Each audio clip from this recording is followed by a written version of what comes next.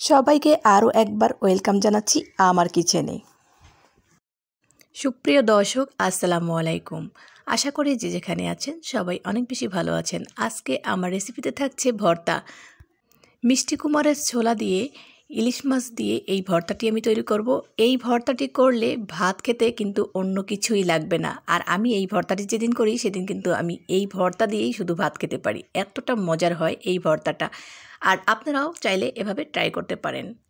তো আমি মিষ্টি কুমড়ার ছোলাটা দিয়ে দিয়েছি, আর মাছটা কিন্তু আমি একটু হলুদ আর লবণ মেখে দিয়েছি। আর এখানে 3টে শুকনো মরিচ দিয়েছি ভাজার জন্য, আর হলুদের গুঁড়া আর পরিমাণ মতন লবণ দিয়ে দেবো। এখানে হলুদের গুঁড়াটা দিলে কালারটা অনেক সুন্দর আসে, দেখতে অনেক ভালো লাগে।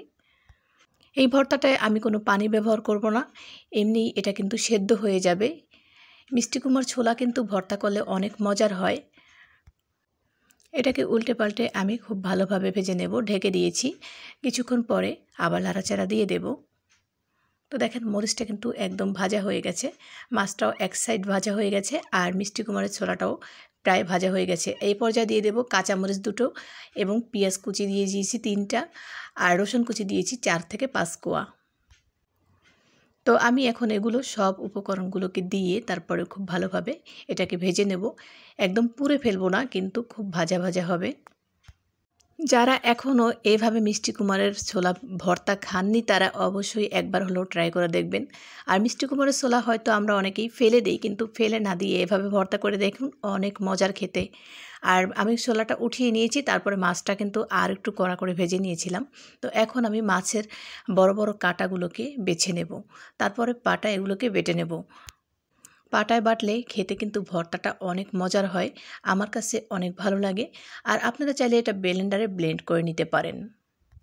কষ্ট করে পাটায় বেটে নিলে এর স্বাদ কিন্তু অনেক বেড়ে যায়।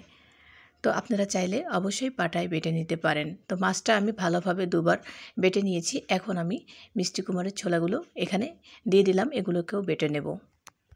এখানে আপনারা ধনেপাতা দিতে পারেন ইচ্ছে করলে, কিন্তু আমি এখানে দিলাম না, কারণ ইলিশ মাছের সেন্টটা তাহলে নষ্ট হয়ে যাবে।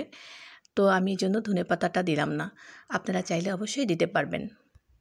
তো ভর্তাটা হয়ে গেলে আমি উঠিয়ে নেব।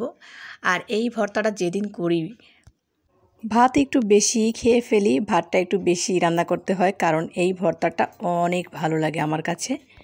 আশা করি আপনাদের কাছেও এই ভিডিওটি ভালো লেগেছে। ভিডিওটি ভালো লাগলে অবশ্যই ট্রাই করে দেখবেন এবং কমেন্ট করে জানাবেন।